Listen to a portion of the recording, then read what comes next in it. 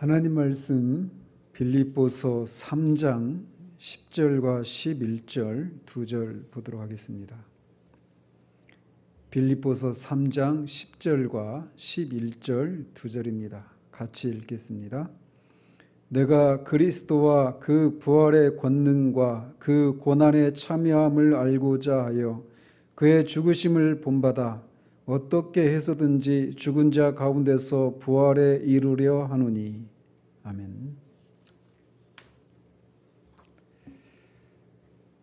지난주에는 8절과 9절을 통해서 사도가 예수 그리스도를 아는 지식이 가장 고상한 이유는 바로 그리스도 안에서 발견되는 하나님의 의 때문이라는 사실에 대해서 살펴보았습니다.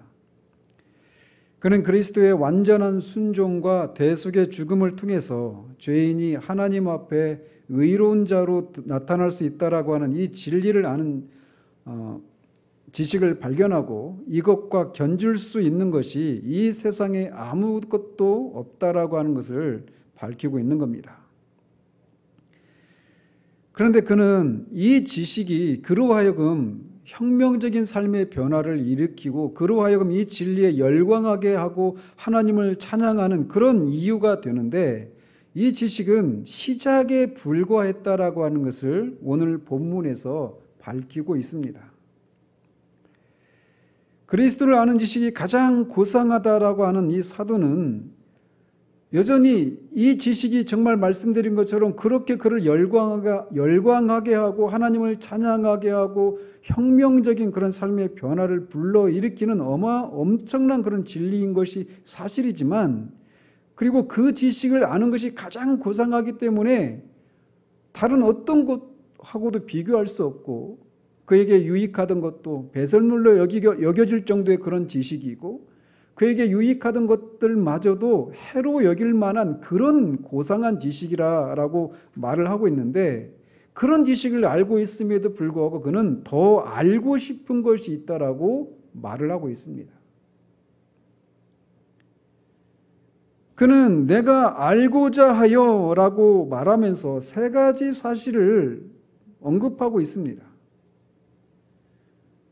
내가 그리스도와 그 부활의 권능과 그 고난의 참여함을 알고자 하여 라고 해서 이 문장이 내가 알고자 한다. 무엇을? 그리스도를, 그 부활의 권능을, 그 고난의 참여함을 알고자 원한다. 이렇게 말을 하고 있는 겁니다. 그는 먼저 그리스도를 알고자 한다라고 말을 합니다. 그는 그리스도에 관한 지식을 더 알고자 한다라고 말하고 있지 않습니다. 또는 그리스도와 관련한 어떤 진리를 더 알고자 한다라고 말하고 있지도 않아요. 물론 이런 내용이 포함되기는 합니다. 그가 그리스도를 알고자 한다라고 말할 때 그리스도가 어떤 분이시고 그리스도가 하신 일들이 무엇인가 이것을 알고자 한다라고 하는 것이 포함되어 있는 것은 사실이에요. 그렇지만 그는 그리스도에 관한 진리를 아는 것을 뛰어넘어서 주님 자신, 그리스도 자신을 더 알고자 하는 그런 욕구가 있다라고 하는 것을 말하고 있는 겁니다. 그분 자신을 더 알고 그분에 대한 더욱 친밀한 지식을 갈망하고 있다라고 말하고 있는 거예요. 바울은 그리스도의 삶과 십자가에서의 죽으심을 통해서 이루어진 일들을 알고 있습니다. 그리고 그 지식이 그를 그렇게 열광케 했어요. 그리고 그 일 안에서만 그에게 참된 소망이 있고 그것만이 하나님 앞에 자신을 세워주고 그 지식만이 자신을 그리스도 안에서 발견하게 되는 그런 지식이라고 하는 것을 알고 있습니다. 그리고 그 말씀드린 것처럼 그 지식은 그가 소중하게 생각했던 것들, 가치가 있다고 생각했던 것들, 그에게 유익하다고 생각했던 것들마저도 배설물과 같이 여겨지게 되고 해로운 것으로 여기게 만드는 그런 지식이라고 그는 말을 하고 있어요. 그런데 그는 그런 지식을 뛰어넘어서 그분 자신을 알고 싶어 한다라고 말을 하고 있는 겁니다. 우리가 알다시피 그는 다메섹 도상에서 바로 이 부활하신 예수 그리스도를 직접 만났습니다. 죽은 자 가운데서 부활하시고 영광스러운 몸을 입으시고 하나님 보좌 우편에 앉아 계신 그분을 그의 눈으로 직접 보고 그의 음성을 그의 귀로 직접 들었습니다. 그런 그 만남을 통해 그리스도께서 이 땅에서 사시는 것을 통해서 그리고 그분의 죽으심을 통해서 이루어진 일들이 무엇인지를 알게 되었습니다. 그런데 그 지식은 그를 더 그리스도 자신을 더욱 알고 싶은 갈망으로 이어지게 만들었던 겁니다. 사도행전이나 또 서신서를 읽어보면 그가 그리스도를 더욱 알고 싶어 하는 것이 무엇인지에 대해서 우리가 알 수 있습니다. 그는 다메섹 도상에서 부활하신 주님을 이렇게 그의 눈으로 직접 보고 그의 귀로 직접 그의 음성을 들은 이후에 그런 만남을 가진 이후에도 그는 몇 차례 더 그리스도를 만난 체험에 대해서 이야기하고 있습니다. 그런데 그가 다메섹 도상에서 예수 그리스도를 만난 것과 그가 그 이후에 사도행전이나 어떤 서신서에서 그가 어떤 위험 가운데 있을 때, 어떤 두려움 가운데 있을 때 주님이 그에게 말씀하시면서 나타나셔서 그렇게 주님을 만난 것과는 조금 차이가 있습니다. 그것은 다메섹 도상에서 그가 주님을 만난 것은 말씀드린 것처럼 그의 눈을 통해서 직접 그의 눈으로 보고 그의 귀로 그의 음성을 들은 것입니다. 그러나 그 이후에 사도행전에서 또 서신서에서 그가 주님과의 만남에 대해서 언급하고 있는 것은 일종의 환상이나 어떤 황홀경을 통해서 만나는 것이라고 할 수 있습니다. 다메섹에서 그가 봤던 것은 환상이나 어떤 황홀경 가운데서 주님을 만난 게 아니에요. 그는 그의 직접 다른 사도들이 부활하신 주님을 40일 동안 계시는 동안에 부활하신 주님을 여러 차례 만난 것처럼 그렇게 그들의 눈으로 직접 주님을 본 것처럼 그렇게 만났습니다. 그렇게 그들이 주님을 만났을 때 어떤 황홀경 가운데 사도들이 있었던 게 아니었단 말이에요. 그러나 다메섹 도상에서 만난 것도 바로 그런 방식이었습니다. 그러나 그 이후에 그가 주님에 대해서 주님과의 만남에 대해서 언급하고 있는 것은 다메섹 도상에서 만난 방식의 그런 것이 아니었습니다. 어떤 환상이나 어떤 황홀경 가운데서 그런 것을 주님을 만나고 주님이 자신에게 말씀하시는 것을 들었던 거죠. 그런데 어쨌든 그는 이런 만남을 통해서 그에게 생겨난 갈망이 있는데 그것은 그리스도 자신을 더 알고 싶은 갈망이었다라는 겁니다. 이것은 마치 우리가 어떤 사람을 만났는데 그 사람이 우리의 마음에 들었을 때 또 그를 다시 만나서 더 알고 싶은 마음이 일어나는 것과 같은 이치라고 할 수 있습니다. 한 번의 만남으로 충분하지 않은 거예요. 그를 만나서 직접적이고 인격적인 교제와 접촉을 갖기를 원하는 것처럼 사도 바울은 그리스도를 향해서 이런 갈망을 가지고 있었던 겁니다.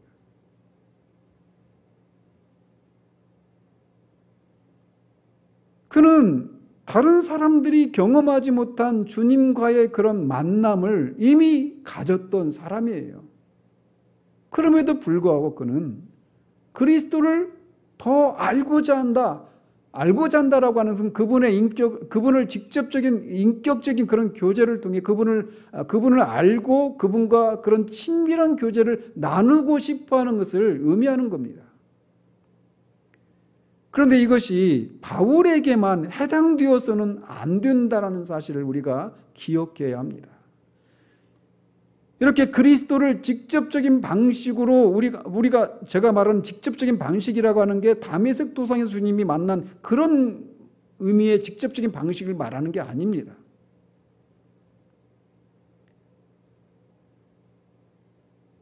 비록 우리가 사도가 아니기에 바울이나 다른 사도들이 부활하신 주님을 그들의 눈으로 직접 보고 만난 것 같이 만나고 그분으로부터 어떤 말씀을 듣고 그분과 교제를 나누는 그런 것을 우리가 기대할 수 없습니다. 그것은 사도의 조건이기 때문에 부활의 증인으로서 보냄을 받아야 될 사람들이 사도이기 때문에 바울은 부활하신 주님을 그런 방식으로 만났던 거죠. 다른 사도들도 마찬가지로. 그러나 우리는 사도들이 아니기 때문에 사도들이 경험한 방식으로 부활하신 주님을 우리의 눈으로 직접 보고 귀로 그의 음성을 직접 듣는 그런 방식으로 주님을 만나고 그분과 인격적인 교제를 나눌 수 있는 건 아닙니다. 그걸 기대해서도 안 돼요.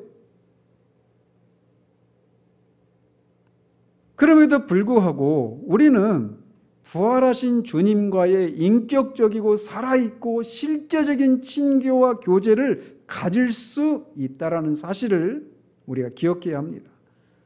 그렇기 때문에 우리는 이것을 사도처럼 사모해야 하는 거예요. 만일 우리가 그리스도인으로서 내가 그리스도인이긴 하는데 그리스도인으로서 그냥 그리스도에 관한 것들을 믿는 것이 전부라면 우리는 그리스도 안에서 여전히 어린아이의 상태에 머물러 있는 겁니다. 우리의 믿음의 기초는 그리스도에 관한 객관적인 진리를 믿는 것에 기초하고 있어야 합니다. 그리스도를 믿는, 그리스도에 대해서 성경이 말하고 있는 객관적인 진리에 우리의 믿음이 뿌리를 두고 있지 않다라면 우리의 믿음은 거짓 믿음이에요. 우리는 그리스도에 관한 객관적인 진리를 우리는 믿어야 합니다. 그러나 그리스도인에게 허락된 삶의 그리스도를 아는 지식은 이렇게 그리스도에 관한 객관적인 진리를 아는 것에서 그치지 않습니다. 그것이 그리스도인이 되는 것의 시작점이지만 그리스도인은 거기에서 멈추는 것이 아니라 그리스도를 사도 바울처럼 그렇게 직접적인 방식으로 인격체신 주님을 그렇게 우리가 인식하는 방식으로 그리스도 자신을 알고 그분과 친밀한 교제를 살아있는 접촉을 나눌 수 있다라는 사실을 우리가 기억해야 하는 거예요.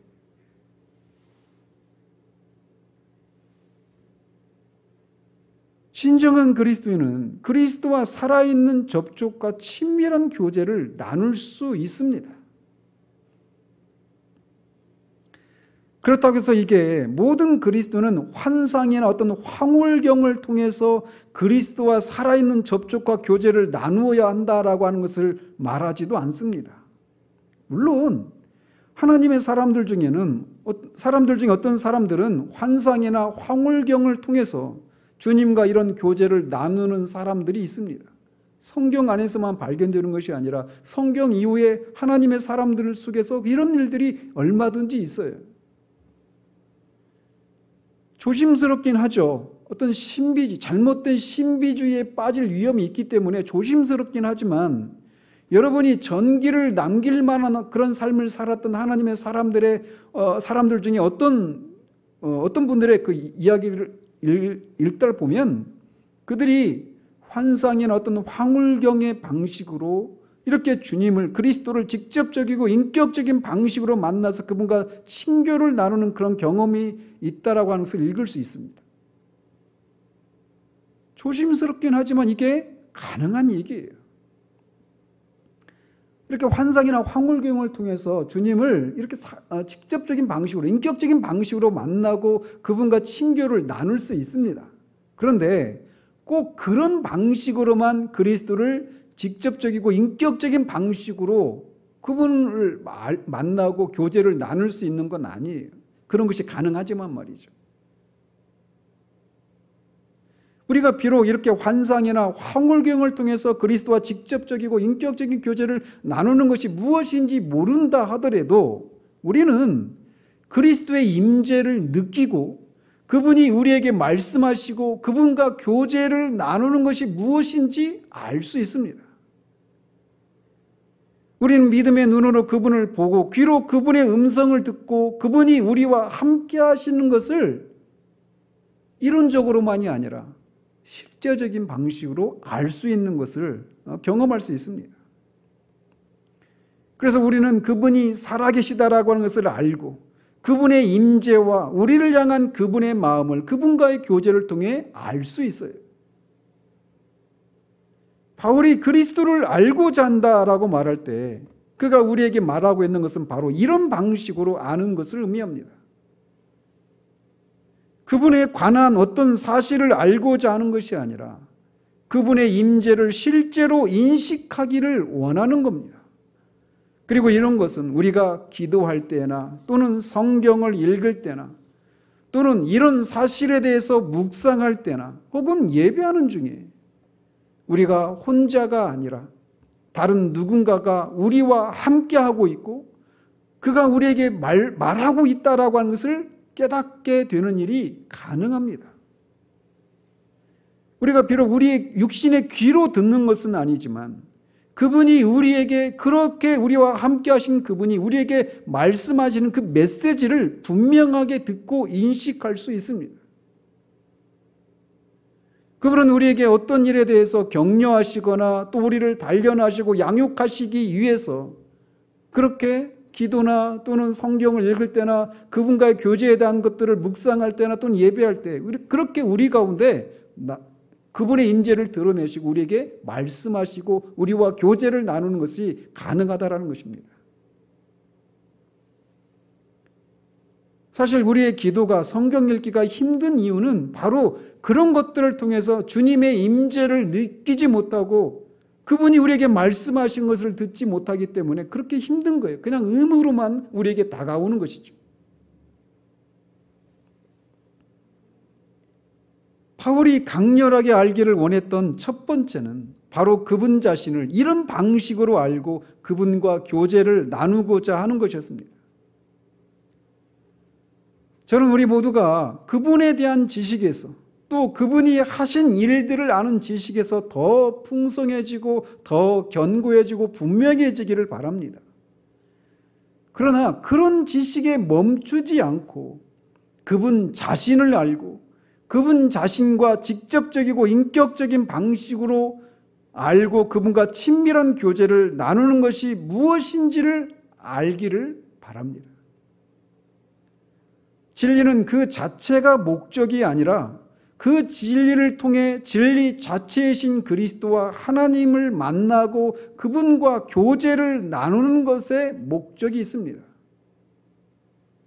바울은 그분의 하나님 안에서 발견되는 그리스도의 의에 대한 진리를 알았어요.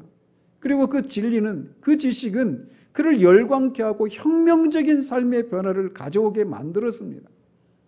그런데 거기서 그치지 않고 그 지식을 통해 결국은 그리스도 자신을 알고 그분과 그런 교제를 나누고 싶어하는 그런 열망에 사로잡혀 있었던 겁니다. 그리고 이것은 그에게만 해당되는 것이 아니라 저와 여러분들에게도 얼마든지 해당될 수 있는 겁니다. 아니, 해당되어야 하는 것입니다. 그런 의미에서 우리에게 그리스도 자신을 향한 갈망과 그런 추구와 그런 그분의 임재를 향한 그런 임재를 느끼고 그 임재 안에서 그분과 교제를 나누고자 하는 그런 열망이 우리 가운데 있는지 우리가 돌아봐야 돼요. 주님은 그것을 위해서 허물과 죄로 죽어 있었던 우리를 먼저 찾아오시고 우리에게 새 생명을 주시고 우리를 그렇게 구원에 이르게 하셨던 겁니다. 또한 바울이 알기를 원했던 것은 그 부활의 권능이었습니다. 그리스도를 알고자 한다라고 하는 갈망에 이어서 그 부활의 권능을 알고자 하는 것은 너무나 논리적인 귀결이라고 할 수 있습니다. 왜냐하면 우리가 너무나 사랑하고 좋아하는 사람을 만나면 우리가 소개를 받으면 그에 대해서 더 알고 싶은 마음이 일어나죠. 그래서 바울도 그리스도를 알고 싶어 했습니다. 그런데 우리가 그를 알고 싶은 마음이 우리 가운데 일어나고 그와 함께 계속 교제를 나누고 더 알아가고 싶은 그런 마음이 우리를 사로잡으면 그 다음에는 어떤 일들이 우리 가운데 일어나느냐면 내가 사랑하고 좋아하는 사람을 닮고 싶어하는 마음이 자연스럽게 일어나게 되어 있습니다. 그래서 그리스도를 더욱 알고자 하는 사람은 그분을 더욱 닮고자 하는 대로 이어지게 되어 있어요. 그분의 인격과 그분이 사셨던 삶에 있어서 닮고자 하는 소망이 자연스럽게 일어나게 되는 겁니다. 그런데 그분의 인격과 그분의 삶에 있어서 닮고자 할 때 필요한 첫 번째가 무엇이냐면 바로 부활의 능력이었습니다. 우리말 성경은 그 부활의 능력 이렇게 번역하고 있는데 정확하게는 그의 부활의 능력입니다. 여기서 말하는 그는 그리스도를 가리키죠. 즉 그리스도의 부활의 능력을 알고자 한다라고 말하고 있는 거예요. 그리스도를 알고 싶은데 알고 싶은 것에 이어서 그리스도의 부활의 능력을 알고 싶다라고 말하고 있는 겁니다. 부활의 능력을, 그리스도의 부활의 능력을 그의 부활의 능력이라고 말하고 있는 이유는 큰 의미가 있습니다. 사도 바울은 그리스도 안에서라고 하는 표현을 즐겨 사용하고 있는 것을 그의 서신서를 통해 우리가 흔하게 발견합니다. 그는 그리스도인에 대해서 정의를 내린다고 할 때 항상 이렇게 그리스도 안에서라고 하는 표현을 사용합니다. 그가 이렇게 그리스도 안에서라고 하는 표현을 통해서 말하고자 하는 것은 우리 그리스도인은 그리스도와 뗄래야 뗄 수가 없는 그런 존재라고 하는 사실을 말해줍니다. 그래서 우리 그리스도인은 그리스도 안에서 그와 함께 죽고 그리스도 안에서 그와 함께 부활하고 부활한 존재라고 말을 하고 있어요. 그래서 그는 그리스도인을 설명할 때 항상 그리스도 안에서라고 하는 표현을 즐겨 사용하는 겁니다.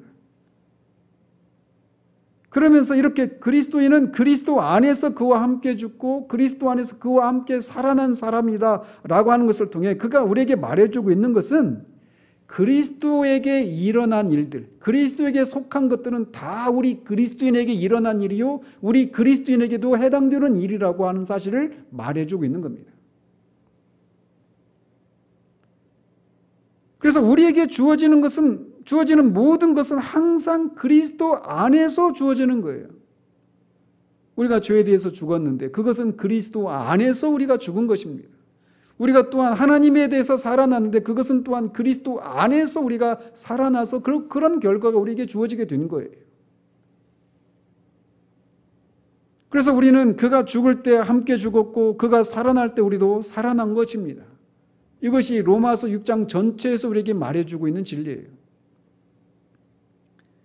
그런데 이제 우리 이렇게 종종 그리스도를 알고 싶어하는 마음이 일어날 뿐만 아니라 그리스도를 그의 인격과 그리스도께서 사신 삶에 있어서도 그분을 닮고 싶어하는 마음이 일어나는데 우리는 실제로 그분의 인격을 닮아가는 일에 있어서도 그분이 사셨던 삶을 살아가는 일에 있어서도 우리가 할 수 없다라고 하는 사실을 발견하고 절망하게 되는 것을 경험하게 됩니다. 왜냐하면 우리 안에는 죄가 있고 또 우리 밖에 세상이 있고 악한 자가 있기 때문에 그런 것들을 인식하면서 우리가 그리스도를 닮고자 하는 삶에 있어서 실패할 수밖에 없다라고 하는 그런 현실에 직면하게 됩니다.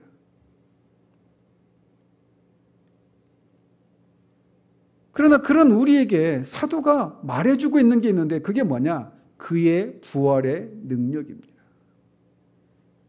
우리가 아무리 연약하다고 하더라도 그리스도께서 부활하신 그리스도께서 그 부활을 통해 자신의 능력을 드러내셨는데 바로 그 능력이 우리의 것이기에 우리가 그리스도의 인격과 삶을 닮아가는 것이 가능하다라고 하는 것을 말해주고 있는 겁니다.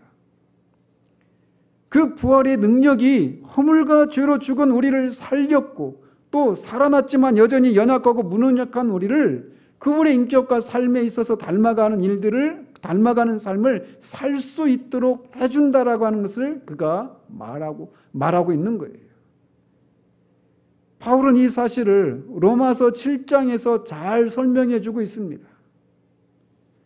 바울은 그리스도인의 삶을 살고자 한다라고 말합니다. 자기 마음에 하나님의 법에 순종하며 살고자 하는 그런 마음의 소원이 있다라고 하는 사실을 말합니다. 그런데 그는 실패한다라고 또 고백해요. 왜냐하면 그의 지체 속에서 또 다른 법이 그의 마음의 법과 싸워서 그 지체 속에 있는 죄의 법 아래로 자신을 사로잡아가는 것을 보기 때문이다라고 말을 합니다. 이게 우리가 살피고자 하는 신자 안에 존재하는 내재하는 죄 때문에 그가 그리스도를 닮은 삶을 살아가는 일에 실패한다라고 말을 하고 있는 거예요. 그리고 그것을 발견하면서 그는 오라 나는 곤고한 자로다. 누가 이 사망의 몸에서 나를 건져내려라 하고 탄식합니다. 그런데 그 7장 25절에서 그는 우리 주 예수 그리스도로 말미암아 하나님께 감사리로다라고 바로 앞에서 오라 나는 곤고한 자로다라고 탄식했던 그가 우리 주 예수 그리스도로 말미암아 하나님께 감사한다라고 찬양을 하고 있는 것을 봅니다. 그는 그리스도를 닮은 삶을 살고 싶은데 그 일에 자꾸 실패하고 있는 것을 인해 탄식하고 있습니다. 그런데 그가 갑자기 하나님께 감사한다라고 찬양을 하고 있어요. 왜요? 무엇으로 말미암아? 우리 주 예수 그리스도로 말미암아 하나님께 감사리로다라고 찬양합니다. 그것은 바로 그리스도가 즉 죄와 사탄과 사망을 정복하시고 승리하시고 부활하신 그리스도께서 바로 그 부활의 능력을 자신에게 주시기 때문입니다. 사도는 바로 그 죽음과 죄와 사탄과 사망의 권세를 정복하시고 승리하신 그 부활의 그리스도께서 그 부활의 능력을 통해 그렇게 자신의 능력을 드러내신 그리스도께서 그 부활의 능력을 우리의 것으로 우리에게 제공하시고 주시기 때문에 자신도 그리스도를 닮은 삶을 살 수 있기에 그 그리스도로 말미암아 하나님께 감사를 올리고 있는 겁니다. 그런데 이것은 사도에게만 경험되는 것이 아니라 해당되는 것이 아니라 모든 그리스도인들, 그리스도 안에 있는 모든 그리스도인들에게 해당이 되는 사실이라는 거죠. 그분의 능력이 바로 우리의 능력이 될 수 있고 우리가 그분의 생명의 능력을, 부활의 능력을 경험할 수 있는 겁니다. 따라서 우리가 그분 안에 있다라고 하는 사실을 알면 알수록 그분의 부활의 능력을 더 잘 알게 되는 겁니다. 바울은 바로 그리스도를 알고 싶은데 그 알고 싶은 욕망에 이어서 자연스럽게 따라 나오는 그리스도를 닮은 삶을 살고자 하는 그런 마음이 있는데 그 삶을 살기 위해서는 부활의 능력이 필요하기에 이 부활의 능력을 알기 원한다라고 말을 하고 있는 거예요. 이어서 그는 그 고난의 참여함을 알고자 한다라고 말합니다. 여기서도 그 고난이 아니라 정확하게는 그의 고난에 참여함을 알고자 한다 이렇게 되어 있습니다. 왜 바울은 부활의 능력을 알고자 한다라고 하는 말에 이어서 그의 고난에 참여함을 알고자 한다라고 말을 하고 있을까요? 여기에 그리스도인이라고 하는 사람이 어떤 사람들인가라고 하는 것을 우리에게 말해주고 있는 중요한 한 가지 원리가 있습니다. 그것은 그가 부활의 능력을 알고자 하는 것은 주님을 닮고 싶은 마음에서 부활의 능력을 알고자 하는 겁니다. 부활의 능력이 없으면 우리는 우리 안에 있는 죄를 이길 수 없어요. 세상을 이길 수 없습니다. 사탄을 이길 수 없어요. 그래서 그리스도를 닮은 삶을 살 수 없습니다. 그리스도를 닮은 삶을 살기를 원한다면 우리는 부활의 능력을 알아야 되고 부활의 능력을 알아야 되고 그 능력을 힘입어야만 가능합니다. 그런데 이렇게 우리가 부활의 능력으로 주님을 닮은 삶을 살기 시작할 때 우리가 경험하게 되는 것은 주님이 이 땅에서 사시면서 겪었던 그 경험을 하게 된다는 거죠. 근데 그게 뭐냐? 바로 고난의 삶이라는 거예요. 이사야 선지자를 통해서 고난받는 메시아는 슬픔을 알고 질고의 사람이라고 말을 합니다. 이 땅을 사셨던 우리 주님은 죄가 없으신 거룩하신 하나님의 아들이시고 순수 그 자체이셨습니다. 그런 분이 이 죄악된 세상에서 사셨던 거예요.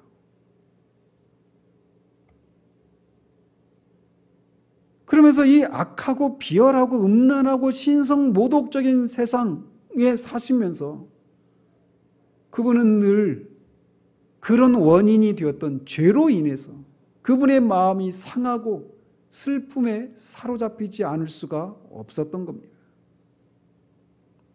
그래서 그분이 이 땅을 사신 것 그 자체가 고난이에요. 이 땅을 사신 그분의 삶은 고난의 삶이었습니다. 그런데 바울은 우리가 그분을 닮으면 닮을수록 우리도 그분이 겪으신 고난을 우리도 겪게 된다라고 하는 것을 알기에 그분의 고난에 참여함을 알고자 한다라고 말을 하고 있는 겁니다. 주님이 걸으시고 주님이 경험하신 것을 우리도 경험하게 되는데 우리 주님이 이 땅에서 부활의 능력으로 이 땅을 사셨던 거룩하신 주님이 경험하셨던 것은 죄로 인한 마음의 상처와 그 슬픔 이런 것으로 점철된 고난의 삶이었다라는 거예요. 그리스도인이 주님을 닮아가면 닮아갈수록 경험하는 삶은 바로 이렇게 죄로 인한 상처를 경험하는 겁니다. 단지 죄에 대해 역겨움을 느끼고 환멸을 느끼는 것이 아니라 죄로 인해 벌어지고 있는 이 세상의 현실을 보면서 거룩한 슬픔과 상함을 경험하는 거예요.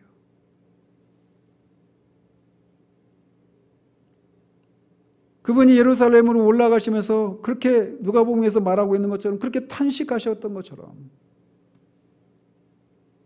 암탉이 그 새끼들을 모으기 위해서 그렇게 하는 것처럼 그렇게 주님께 돌아오기를 촉구하고 그렇게 했음에도 불구하고 그렇게 계속 거절하는 세상을 보면서 하나님의 형상으로 빚어진 존재, 그렇게 거룩하고 영광스러운 존재들임에도 불구하고 죄로 인해서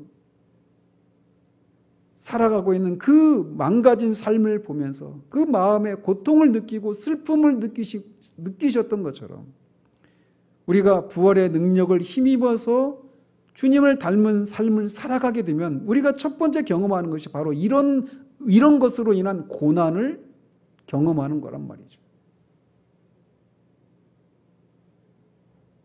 분명 우리는 주님의 임재를 느끼고 누리고 그분과 동행하고 그분과 교제를 나누는 것에서 오는 또는 우리가 구원받은 것에 대한 그런 기쁨과 평강을 누리는 것이 사실입니다. 그러나 동시에 우리는 죄로 인한 그런 고난을 죄를 인해서 망가져 있는 현실들을 보는 데서 오는 그런 상처들을 우리는 경험하게 돼요. 그 슬픔들을 하나님이 하나님으로 인정받지 못하고 있는 그 현실들을 인한 그 마음의 상함들을 경험하게 되는 거예요. 우리 주님이 이 땅을 사시면서 매일 사람들의 모습 속에서 그것을 보셨던 것처럼 그것을 인해서 고통을 겪으셨던 것처럼 우리도 그 고통을 겪게 된다는 것이죠. 이것은 오늘날 경박하고 피상적인 그런 기독교의 그리스도인에 대한 가르침이 난무하고 있는 이 시대에 전혀 어울리지 않는 그런 메시지입니다. 우리가 주님을 닮으면 닮을수록 우리는 주님이 경험하신 그 고난을 우리도 경험하게 됩니다. 사도는 그 고난에 참여함을 알고자 한다라고 말을 하고 있어요. 때로는 우리는 심지어 이 세상에서 무릇 그리스도 안에서 경건하게 살고자 하는 자들은 핍박을 겸하여 받는다라고 말하고 있는 것처럼 주님이 이 땅을 사시면서 세상을 이롭게 하시는 삶을 사셨음에도 불구하고 세상으로부터 핍박과 조롱과 멸시를 받으셨던 것처럼 우리도 주님이 받으신 그 고난에 참여하는 일들이 있게 됩니다. 오늘날 예수 믿으면 모든 것이 잘 된다라고 하는 가르침들이 넘쳐나고 있는 이 시대에 사도는 우리에게 우리가 그리스도를 닮으면 닮을수록 그분이 이 땅에서 겪었던 고난에 참여하는 그 고난에 우리도 참여하게 된다라고 하는 사실을 통해 우리 시대 가운데 전해지고 있는 이 경박한 유의 가르침들이 얼마나 잘못된 것인가를 우리에게 말해주고 있습니다. 물론 우리는 베드로 사도가 말하는 것처럼 우리가 잘못 행동했기 때문에 받는 그런 세상으로부터의 비난과 조롱을 주님을 위한 그런 멸시와 천대로 생각해서는 안 됩니다. 그러나 분명하게 우리가 그리스도 안에서 주님을 닮은 부활의 능력으로 주님을 닮은 삶을 살면 살수록 그래서 그분을 닮으면 닮을수록 우리는 주님처럼 죄로 인한 그 마음의 상함을 경험하게 될 것입니다. 또 주님처럼 그 세상으로부터 핍박을 받는 일이 있게 되는 거예요. 그런데 사도는 그 고난에 참여함을 알기를 원한다라고 말합니다. 그가 고난 자체를 즐거워하는 메저키스트적인 그런 생각을 가진 사람이어서 그런 게 아닙니다.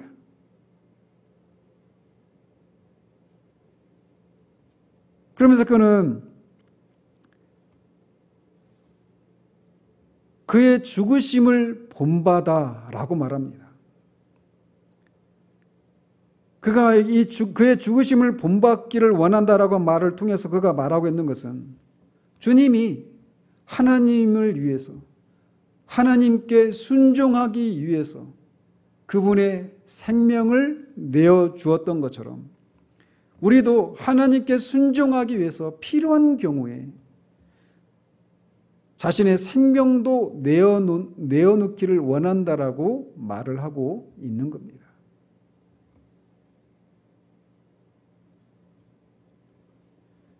그는 부활의 권능을 알기를 원합니다.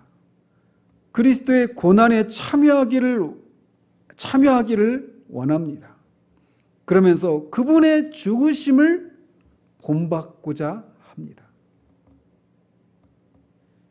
우리가 부활의 권능이라고 말하면 뭔가 어떤 능동적이고 적극적이고 뭔가 긍정적인 기쁨과 어떤 평강과 승리와 이런 어떤 긍정적인 측면들을 생각하기 쉽잖아요. 그런데 그는 고난을 그의 죽으심을 본받기를 원한다라고 말을 하고 있어요. 부활의 권능이 우리로 하여금 주님이 이 땅에서 사셨던 것처럼 죄로 인한 마음의 상함과 핍박과 심지어는 자신의 생명을 내어주는 그 삶을 주님이 사셨는데 바로 그 주님이 사셨던 삶을 살아낼 수 있도록 하기 위해서 부활의 권능이 필요하기에 그는 이런 순서를 쫓아서 알기를 원한다라고 말을 하고 있는 겁니다. 그러면서 11절에 그는 어떻게 해서든지 죽은 자 가운데서 부활에 이르려 하노니라고 말을 합니다. 그가 부활의 권능을 힘입어서 주님을 닮은 삶을 살기를 원합니다. 그리고 또 그 주님을 닮은 삶은 주님이 이 땅에서 사시면서 고난을 받으셨던 것처럼 자신도 그런 주님의 고난에 동참하기를 원해요. 그리고 심지어 주님이 죽으신 것처럼 하나님께 순종하기 위해서 죽으신 것처럼 자신도 주님처럼 죽는 것조차도 본받기를 원한다라고 말합니다. 그런데 그것의 궁극적인 목적이 무엇이냐? 어떻게 해서든지 죽은 자 가운데서 부활에 이르려 한다라고 말을 하고 있습니다.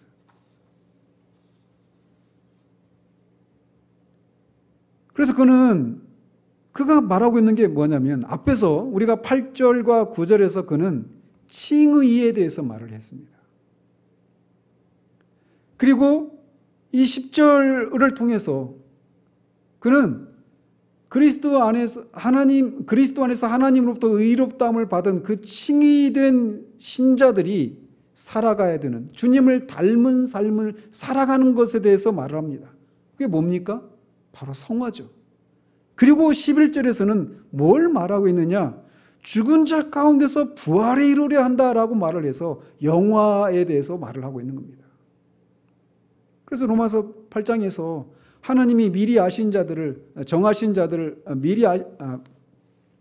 미리 아신 자들을, 그들을 부르시고 부르신 자들을 의롭다고 의롭다한 자들을 영화롭게 하신다라고 말하고 있는 것처럼 신자의 삶은 그리스도로 말미암아, 그리스도의 의로 말미암아, 그리스도의 의를 믿는 믿음으로 말미암아 하나님 앞에 의롭게 되고, 그 의로워진 사람이 그리스도를 더 알고 그분을 더 닮고 싶어하는 그런 삶을 살아가고, 그 결과, 그 궁극적인 결말이 무엇이냐?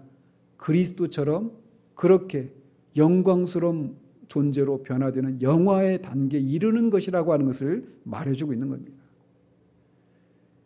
그리스도께서는 완전한 삶을 사셨고 대속적인 죽음을 죽으시고 장사 지낸 바 되셨다가 부활해서 영광 안으로 들어가셨습니다. 그리고 지금은 영광의 삶을 살고 계십니다. 그런데 바로 이것이 우리 그리스도인들이 누리게 될 것이라고 하는 것을 그가 말하고 있는 거예요.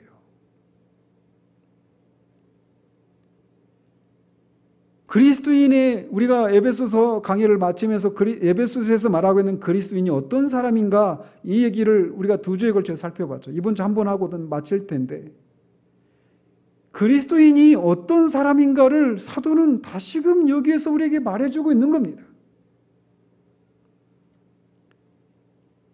그리스도인은 그리스도를 믿는 사람입니다. 그리스도인은 그리스도를 아는 사람이에요. 그리스도인은 그리스도를 닮고 싶어하는 사람이고, 그리스도인은 그리스도를 닮는 삶을 살기 위해서 그리스도의 능력이 필요한 사람입니다. 그래서 그리스도를 닮은 삶을 살아가는데, 그리스도를 닮은 삶은 뭐냐? 그리스도처럼 고난받는 삶입니다. 그리고 때로는 그리스도처럼 죽기도 하는 거예요. 그게 그리스도의 삶입니다. 그럼 그게 끝이냐? 아니라는 겁니다. 그리스도처럼 그가 죽었지만 다시 살아나셔서 영광에 들어가셔서 영광된 삶을 살고 계시는 것처럼 우리 그리스도인의 삶의 결국도 바로 그것이라고 우리에게 말해주고 있는 겁니다. 그것을 알기에 그는 다른 모든 지식들이 그에게는 배설물과 같이 여겨졌습니다. 이 세상에서 그의 마음을 사로잡고 있었던 그런 모든 것들은 다 지나가는 것들일 뿐이고, 영혼에 비춰보면 다 하찮은 것들에 불과했던 것입니다. 심지어 그에게 유익했던 것들마저도 해로 여겨질 정도로 그가 그리스도 안에 있기 때문에 그가 장차 누리게 될 이 영광스러움이 그로 하여금 그의 삶을 바라보는 새로운 관점을 가지게 했던 것입니다. 우리에게는 그리스도를 알고자 하는 열망이 있습니까? 또 그분을 알기에 그분과 더 깊은 교제를 나누기를 원하고, 그런 교제들이 그분을 더 알고 싶어 하는 대로 우리를 이끌어 가고 있습니까? 그리고 그분을 닮은 삶을 살기 위해서 부활의 능력이 필요하다는 사실을 알고 계시고 그것을 구하고 있습니까? 내 능력이나 내 열심이 아니라. 그리고 그 부활의 권능을 힘입어서 사는 그리스도를 닮은 삶은 그분처럼 고난의 삶이라고 하는 것을, 때로는 핍박을 받는 것이라고 하는 것을, 죄로 인한 마음의 상함을 경험하는 것이라고 하는 것을 알고 있습니까? 그러나 그런 삶을 살 수 있는 것이 결국은 그리스도가 그런 삶을 사셨지만 결국은 궁극적으로는 지금 영광의 삶을 누리고 계신 것처럼 우리도, 그리스도 안에 있는 우리도 그처럼 영광에 동참하게 될 것이라고 하는 것을 알기에 주님처럼 그 삶을 이 땅에서 사셨다라고 하는 것을 우리도 알고 우리에게 주어진 주님이 사셨던 그 길을 가고자 하는 그런 마음이 우리 가운데 있는지 우리가 돌아봐야 합니다. 그런 은혜가 있어서 사도가 감옥에 갇혀 있는 그 절망스러운 상황 가운데 있음에도 불구하고 주 안에서 기뻐하고 자신의 상황을 인해 자족하는 삶을 살았던 그 삶을 우리도 살아낼 수 있게 되기를 우리 주님 이름으로 축원드립니다. 기도하겠습니다. 하나님 아버지, 사도가 그를 열광케 했던 그리스도 안에 있는 하나님의 의를 아는 지식이 있었지만 그 지식은 끝이 아니라 그 지식 자체, 그 진리 자체이신 그리스도를 알고 그분과 더 온전하고 인격적이고 직접적인 그런 교제를 나누고자 하는 열망으로 이어지게 하기에 그가 그리스도를 알고자 했던 것처럼 우리도 그리스도를 알고자 하는 그런 열망이 우리를 사로잡고 있는지 돌아보기를 원합니다. 그리스도를 아는 그 지식은 그분을 더 닮고 싶어하는 대로 우리를 이끌어가고 그분을 닮는 삶을 살기 위해서 부활의 능력이 필요함을 알기에 우리에게도 부활의 능력을 알고자 하는 그런 열망이 우리 가운데 있는지 돌아보기를 원합니다. 주님을 닮은 삶은 고난의 삶이라고 하는 것을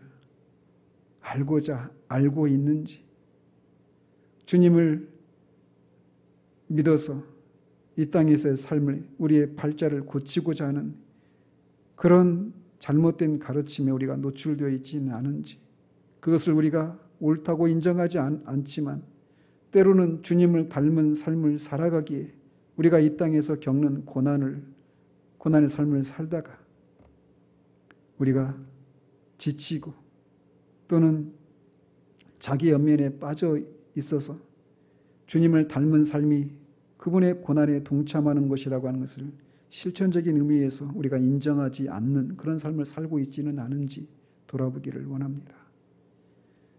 주님이 그런 삶을 사셨으나 지금은 영광 중에 그 영광을 누리고 계시는 것처럼 장차 우리도 그렇게 그분의 영광에 동참하게 될 것을 알기에 부활의 능력을 힘입어서 주님의 그 고난에 참여하는 그런 삶을 살아가는 우리들 될 수 있도록 그 삶이 우리에게 한때는 우리의 마음에 큰 간구거리였던 큰 갈망의 대상이었던 것들, 그런 것들을 자랑하지 않게 하시고 그런 것들이 우리도 사도에게서처럼 그런 것들이 우리에게 배설물과 같이 여겨지는 그런 새로운 관점이 우리에게 생겨날 수 있도록 주님 도우시기를 원합니다.